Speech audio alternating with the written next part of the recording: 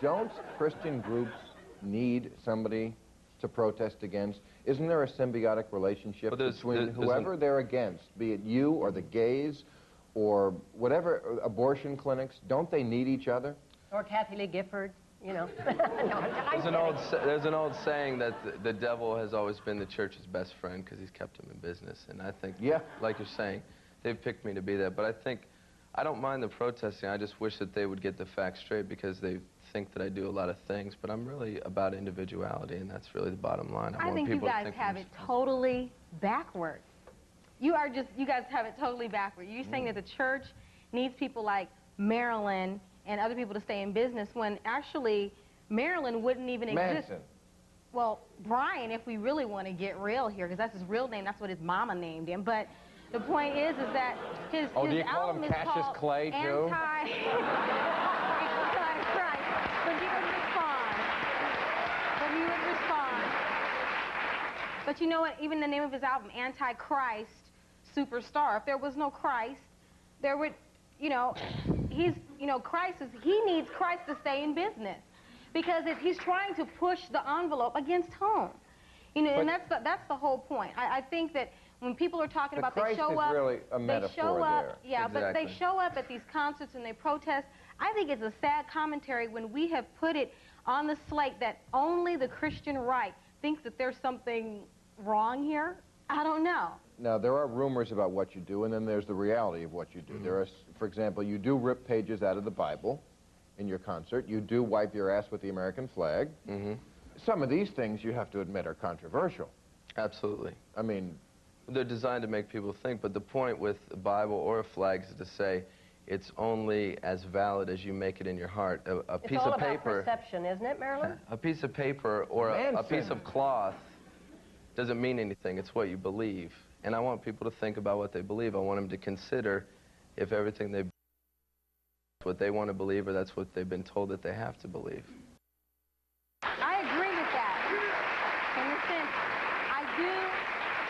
I do agree with that point in the sense that I have more respect, and some people, you hear me out when you hear this, so I have more respect for this young man than I have for the majority of people in this country.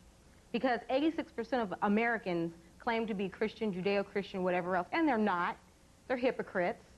But the point is that when I see, you know, it does draw a line in the standard. We need to realize we are in a cultural war, and everyone wants to straddle the fence. Either you are anti-Christ or you are Christ. It's as simple as that. Either there are standards or they're not. In us? I don't. No, I don't. I don't wipe my rear end with the American flag. And you know, I don't see that giving someone oral sex, giving somebody oral sex on stage. You know, he wants to. This show, I haven't seen that. I got to take a break. We'll come back to this.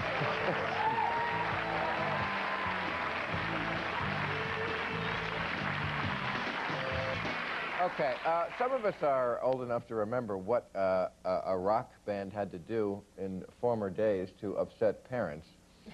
And it really wasn't very much, right? I mean, the Beatles, when they first came out, had long hair. It wasn't really much longer than yours, Gordon.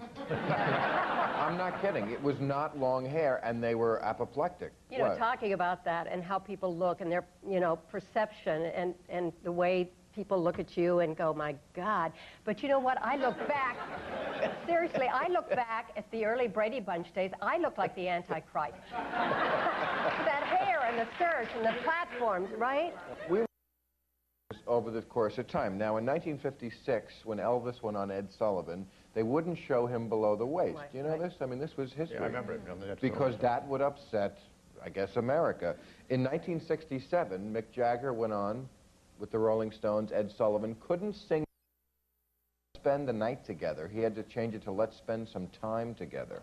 And I think along the way, if you put what the rock groups were prohibited from doing with what kids were doing, there is a difference. I mean, in 1956, when that was what pushed the envelope, the troubles in the school were chewing gum and patting up a skirt.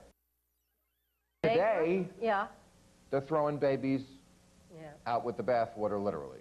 Now, isn't there a connection there? Well, I think if parents